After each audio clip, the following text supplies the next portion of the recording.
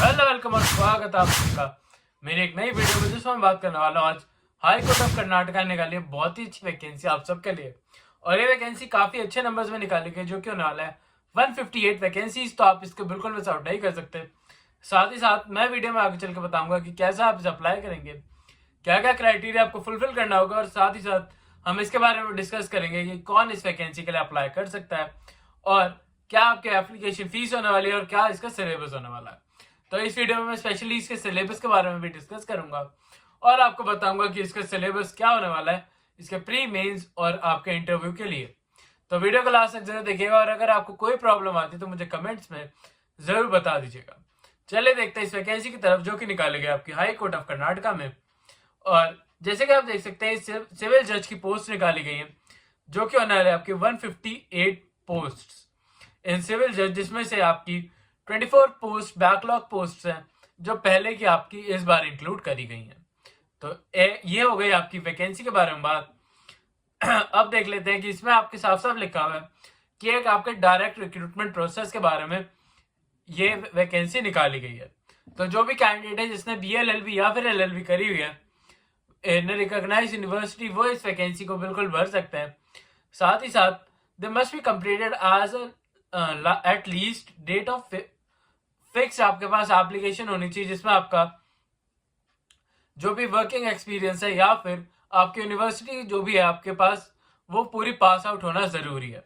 अगर आपकी यूनिवर्सिटी से आप पास आउट हो चुके हैं, मतलब इसमें जो फाइनल ईयर स्टूडेंट्स हैं वो अप्लाई नहीं कर सकते, बट अगर आप फाइनल ईयर अपने पास आउट कर लिया है तो आप इस वैकेंसी को बिल्कुल भर सकते हैं। अब बात कर लेते हैं इसमें और क्या क्या चीजें मांगी गई हैं और कैसे आप इसका एक पार्ट बन पाएंगे।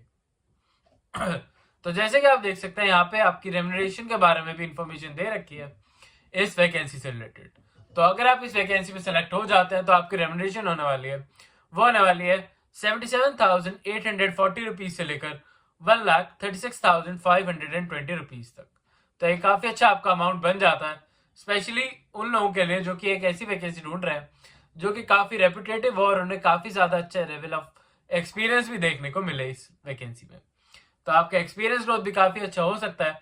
और जैसे कि मैं बता रहा था आपको, इसमें अलग अलग आपके डिपार्टमेंट में वैकेंसीज निकाली गई, जैसे कि आपके जर्नल कैटेगरी के लिए निकाली गई 59 वैकेंसीज, आपके एससी के लिए निकाली गई आपकी 23 वैकेंसीज, ST के लिए निकाली गई 10 वैकेंसीज, आपकी कैटेगरी 1, 2, 3, 4 और 5, जो आपकी 1, 2 और 3 के जो A और B सेक्शंस हैं उनके अलग अलग डिपार्टमेंट वैकेंसीज निकाली गई हैं, और इनको क्यूमुलेट करके ही आपको बताया गया है कि इसमें निकाली गई आपकी 158 टोटल वैकेंसीज। तो ये काफी अच्छा नंबर आपको देखने को मिल रहा है।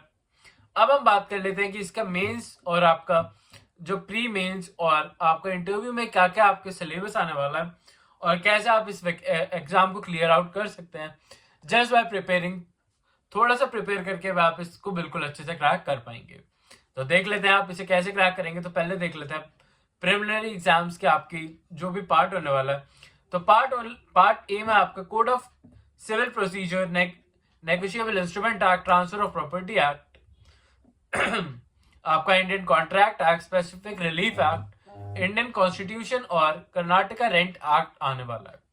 अब अगर हम बात करें पार्ट बी की, तो उसमें code of criminal procedures, Bharatiya न्याय संहिता, आपकी इंडियन पीनल कोड, आपकी भारतीय न्याय सुरक्षा संहिता और इंडियन एविडेंस एक्ट और भारतीय साक्ष्य अधिनियम के सारे आपके सेक्शंस आने वाले हैं।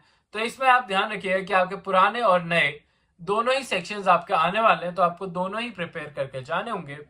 और क्वेश्चंस भी आजकल इसी बेसिस पर आते हैं कि आपको जो भी सेक्शंस है उसके आगे ये लिख दिया जाता है कि आपको CPC या फिर आपको BNSS से जो भी आंसर्स हैं वो लिख के देने हैं। तो आपको दोनों के सेक्शंस पता होने चाहिए कि सेक्शन नंबर क्या है, साथ ही साथ उसके बारे में इंफॉर्मेशन होनी चाहिए, तभी आप इस एग्जाम को क्लियर आउट कर पाएंगे। साथ ही साथ इसके पार्ट 3 में आपके जनरल नॉलेज के कुछ क्वेश्चंस आने वाले हैं, जिनको आपको करके जाना होगा at the time of preparation. अब अगर हम बात करें मेंस की, तो मेंस में आपका रिटन एग्जाम होगा जो कि मिनिमम 100 मार्क्स का होने वाला है। इसके बारे में भी बात कर लेते हैं कि इसमें कौन कौन सा आपके जो भी आपको एग्जाम्स के जो भी आपके चैप्टर्स आने वाले हैं उनके बारे में।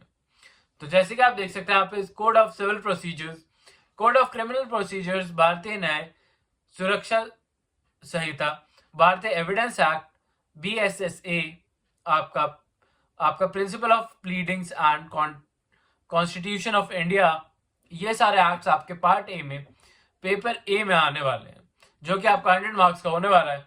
फिर आपका सेकंड और थर्ड पेपर में होगा, जो कि आपके इश्यूज ऑफ रिटर्न और आपके जजमेंट राइटिंग से रिलेटेड क्वेश्चंस आएंगे, और सेकंड आपका ये भी सेम ही होने वाला है। तो उसके बाद होगा आपका वाइवा, जिसमें आपके जनरल नॉलेज और लॉ से रिलेटेड क्वेश्चंस पूछे जाएंगे। तो उसके बारे में भी आपको प्रिपेयर करके जाना होगा। आई होप आपको ये समझ आ गया हो, और आपका इसके बाद एक कंप्यूटर टेस्ट भी कंडक्ट कराया जा सकता है, जिसमें आपको 25 मार्क्स लेकर आने होंगे इस वैकेंसी के लिए। तो ये हो गया आपके ये सारी बातें, बट साथ ही साथ में आपको कर्नाटक जो आपकी कन्नड़ लैंग्वेज है वो भी आपको लिखनी आनी चाहिए, या फिर हिंदी टू कर्नाटका की लैंग्वेज जो कन्नड़ लैंग्वेज है उस पर ट्रांसलेशन करनी आनी जरूरी है। तो ये भी ध्यान रखिएगा कि अगर आप इसके लिए प्रिपेयर करने जा रहे हैं तो आप कन्नड़ लैंग्वेज की ट्रांसलेशन या फिर उसकी बेसिक नॉलेज आप ले लें, तभी आप इस वैकेंसी को अच्छे से अचीव कर पाएंगे और इसका एक पार्ट बन पाएंगे। और अगर मैं बात करूं इसके आगे चलते हुए, तो अब देख लेते हैं इसकी एप्लीकेशन फीस क्या होने वाली है और आप उसे कैसे पे करेंगे। तो जो भी कैंडिडेट है जो कि जनरल कैटेगरी से बिलोंग करते हैं, उनकी एप्लीकेशन फीस होने वाली है 1000 रुपीज की। साथ ही साथ जो SC/ST कैंडिडेट्स हैं उनकी फीस होने वाली है 500 रुपीज की। तो जब भी आप इसका फॉर्म फिल आउट करेंगे तो ये फीस आपको पे करनी होगी। अब बताता हूं मैं आपको कि आप इसका पार्ट कैसे बन सकते हैं। तो डिस्क्रिप्शन में मैंने आपको लिंक दे रखा है इसका, जहां पे आप अप्लाई कर सकते हैं इसे डायरेक्टली बेसिस पे। और अगर आपको फिर भी कोई प्रॉब्लम आती है तो आप मुझे कमेंट में जरूर बता दीजिएगा, सो दैट मैं आपको गाइड कर सकूं और इस वैकेंसी के लिए आपको और भी अच्छे से बता सकूं कि कैसे आप इसका एक पार्ट बन सकते हैं। अब मैं बताता हूं इसकी लास्ट डेट क्या होने वाली है। तो लास्ट डेट भी इसकी देख लेते हैं। तो आपकी लास्ट डेट होने वाली है इसकी 8 मार्च 2025 की। तो उससे पहले इसको आपको वैकेंसी को भर देना होगा, अदरवाइज आप इसका पार्ट नहीं बन पाएंगे। आई होप आपको सारे पॉइंट्स क्लियर आउट हो गए हो, और अभी के लिए चलता हूँ, मिलता हूँ कल आपसे फिर से एक नई जॉब, नई वैकेंसी और नई अपॉर्चुनिटी के साथ। तब तक के लिए आप हमारी प्लेलिस्ट में चेकआउट कर सकते हैं, जिसमें सारी वैकेंसीज दे रखी हैं, जिसमें आप जो भी आपको जनवरी और फरवरी की जो भी वैकेंसीज है उसमें आपको देखने को मिल जाएंगी, और उसमें सारी वो वैकेंसीज जिनकी अभी तक डेट कैंसिल आउट नहीं हुई है। और मैं बताना चाहूंगा कि अपने चैनल से रिलेटेड एक इंपॉर्टेंट इन्फॉर्मेशन कि इस चैनल पर हम बात करते हैं जो वैकेंसीज निकलती है फॉर द लॉयर्स। और अगर आप एक लॉयर हैं जो गवर्नमेंट वैकेंसी बजाना चाहते हैं तो ये चैनल आपके लिए बहुत ही अच्छा हो सकता है।